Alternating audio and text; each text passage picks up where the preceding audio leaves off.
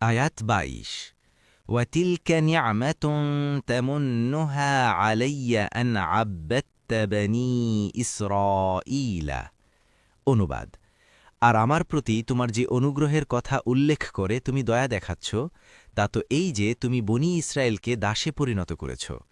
তাফসীর অর্থাৎ তোমরা যদি বনি ইসরায়েলের প্রতি জুলুম নিপীড়ন না চালাতে তাহলে আমি প্রতিপালিত হবার জন্য তোমাদের গৃহে কেন আসতাম? তোমাদের জুলুমের কারণেই তো আমার মা আমাকে ঝুড়িতে ভরে নদীতে ভাসিয়ে দিয়েছিলেন, নয়তো আমার লালন পালনের জন্য কি আমার নিজের গৃহ ছিল না? তাই এই লালন পালনের জন্য অনুগৃহীত করার খোটা দেয়া তোমার মুখে শোভা পায় না। দেখুন কুরতুবী। আয়াত ২৩ قال فرعون وما رب العالمين অনুবাদ ফিরাউন বলল, সৃষ্টিকুলের রব আবার কি?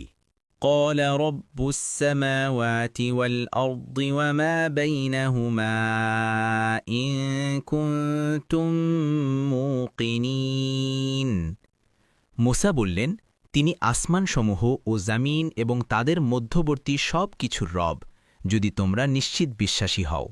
আয়াত ২৫ قال لمن حوله ألا تستمعون অনুবাদ ফিরাউন তার আশেপাশের লোকদের লক্ষ্য করে বলল, তোমরা কি ভালো করে শুনছ না?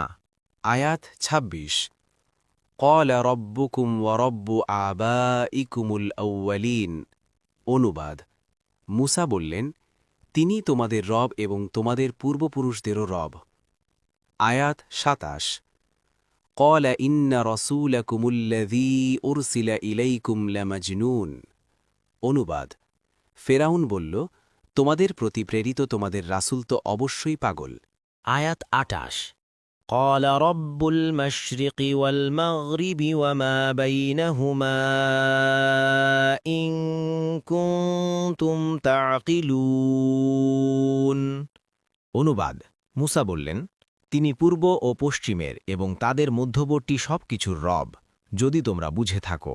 আয়াত ২৯ قال لئن اتخذت إلها غيري لأجعلنك من المسجونين অনুবাদ ফিরাউন বলল, তুমি যদি আমার পরিবর্তে অন্যকে ইলাহ রূপে গ্রহণ করো আমি তোমাকে অবশ্যই কারারুদ্ধ করব।